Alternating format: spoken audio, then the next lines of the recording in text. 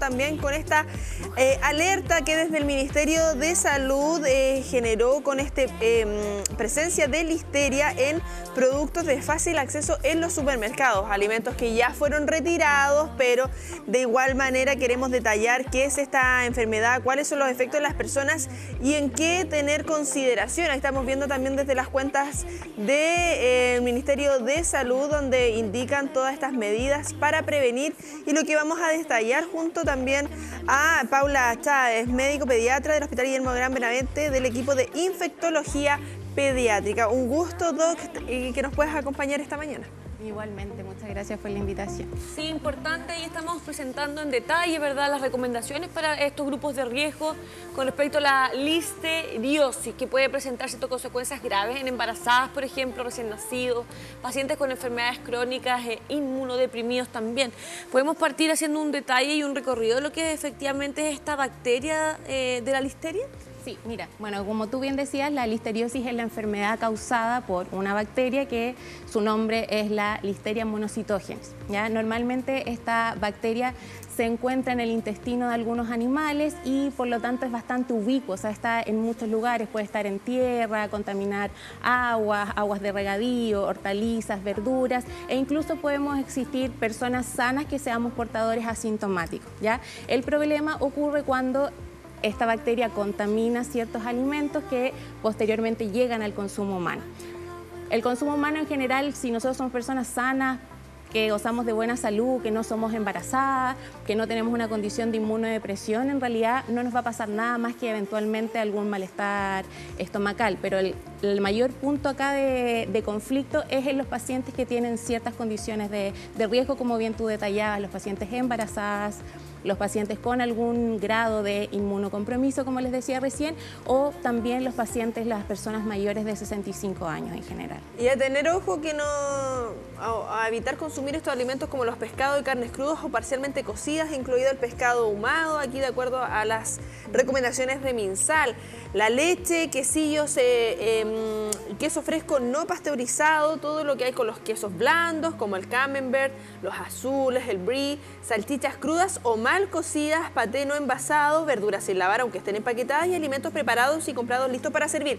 Estas recomendaciones igual son como de manera transversal, o sea, sí, uno debiese lavar siempre las verduras, exacto, comer todo certificado. No hay nada que sea como de estrambótico ni extraño, en realidad yo creo que todos hemos escuchado esto y en realidad estas medidas de prevención no aplican solamente a la listeria, sino que en realidad aplican a todas las enfermedades que son transmitidas a través de alimentos. Y como les decía, el foco más importante y sobre todo estas restricciones de idealmente, por ejemplo, no comer, en general a las embarazadas, por ejemplo, les recomienda no comer estos quesos blandos como el brie, el camembert, las cosas crudas, porque en el fondo en ese grupo de pacientes las consecuencias de esta infección pueden ser mucho más graves que solamente una afección gastrointestinal, como podría ser para nosotros que somos personas sanas. Estamos hablando entonces, ¿cierto?, del lavado de manos, ¿cierto?, antes y después de manipular alimentos, lavar las superficies también y los utensilios de cocina, ¿cierto?, por la contaminación que puede generarse, evitar la contaminación cruzada, como bien dices tú, en mantener, ¿cierto?, separados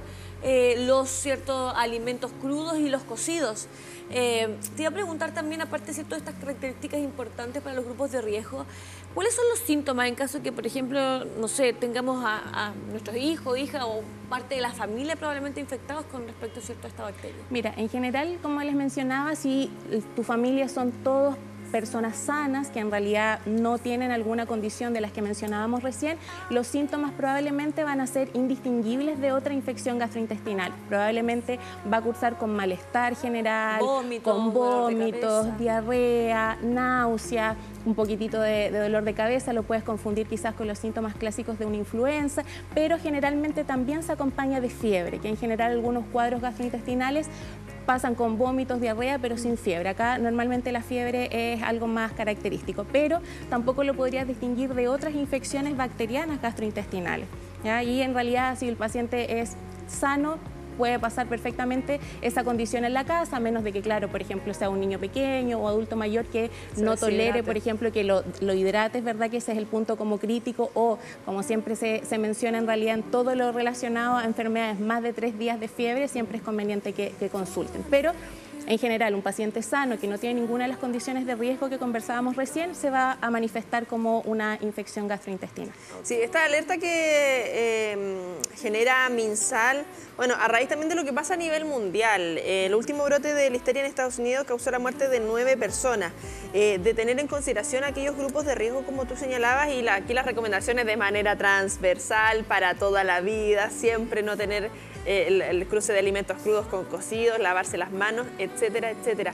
Pero ¿qué hay con también esas medidas preventivas que generan precisamente desde el Ministerio de Salud para ponernos en alerta? Es decir, oye, está pasando esto, nosotros nos encargamos de sacar esto del mercado, pero ustedes también tengan ojo. ¿Esto ha pasado en otras oportunidades? Sí, en realidad acá, mira, la listeriosis es una enfermedad de notificación obligatoria, ¿ya? Entonces, cada vez que ocurren casos en cualquier centro de salud y cada vez que se detecta esta bacteria en algún sitio estéril, en alguna muestra estéril, esto inmediatamente se notifica y se manda la muestra a que se termine de confirmar en el Instituto de Salud Pública. Se hace todo a nivel centralizado. Entonces, todos los casos de listeria siempre son estudiados y notificados.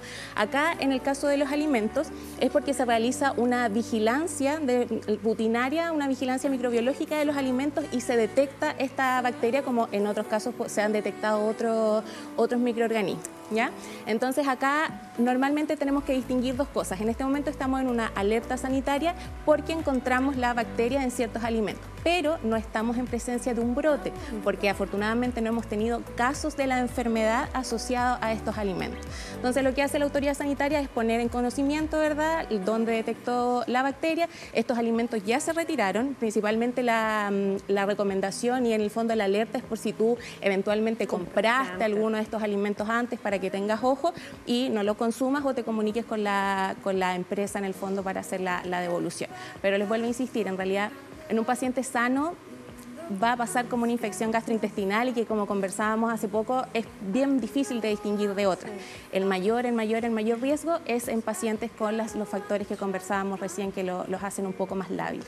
Si nos pudiese también ir contando detalles de cuáles son los principales tratamientos para esta afección, para las mismas personas que tú bien dices, grupos de riesgo, embarazadas, etcétera, pero también para los niños y niñas que probablemente van a tener ciertos cuadros gastrointestinales. Sí, mira, el cuadro gastrointestinal en una persona sana es de manejo sintomático como la gran mayoría de las afecciones gastrointestinales, es decir, el manejo de la hidratación, ¿verdad?, un poco de reposo, ni siquiera es necesario hacer grandes cambios en la alimentación, sino que ir dando los alimentos que vayan tolerando y de forma paulatina para no propiciar el vómito. En el caso de los pacientes que tienen factores de riesgo, eso ya es un tratamiento hospitalizado y con antibióticos endovenosos, ¿ya? En general, un paciente sano que genera solamente una afección gastrointestinal es autolimitado y ni siquiera necesita tratamiento antibiótico ambulatorio, pero sí en el caso de los pacientes de los grupos de riesgo.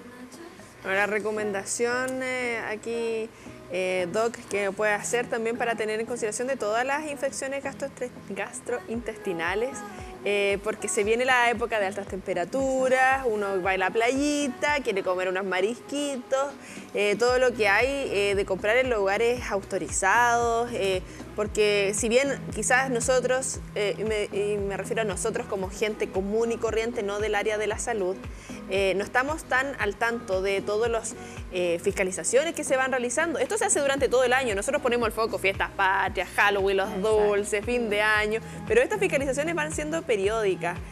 Recomendaciones para que no tengamos un cuadro gastrointestinal, para que no nos pongamos en riesgo, sobre todo pensando en esta época que ya vienen las vacaciones y nos relajamos un poquito. Claro, mira, en realidad es súper importante tener en mente eso, o sea, la autoridad sanitaria siempre está tratando de fiscalizar lo que más se pueda, pero sin duda el autocuidado es el que acá prima y tenemos las recomendaciones que en realidad son las que venimos escuchando, pero ya repetidamente, ¿verdad? El lavado de manos antes de manipular cualquier tipo de alimento, sobre todo después de ir al baño, lavado de manos, ¿cierto? Agua, jabón.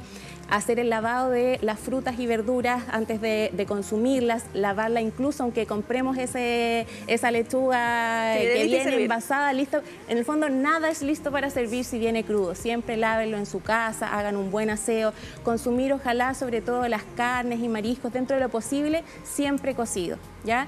Si eres un paciente sano, te puedes dar estos gustos de comer afuera, algo crudo, ¿verdad? Pero ahí ojalá siempre en lugares establecidos, que cuenten con resolución sanitaria, no en estos puestos que en realidad no puedes saber ni asegurar si es que la cadena de frío se mantuvo, si es que se están sometiendo a las fiscalizaciones o no. Y en el caso de los pacientes de grupos de riesgos, ahí en realidad se recomienda francamente comer solamente alimentos cocidos, ¿verdad? Evitar estos quesos más blandos, como conversábamos, el brie, el camembert, los quesos azules, pero eso es para población de riesgo, ¿no?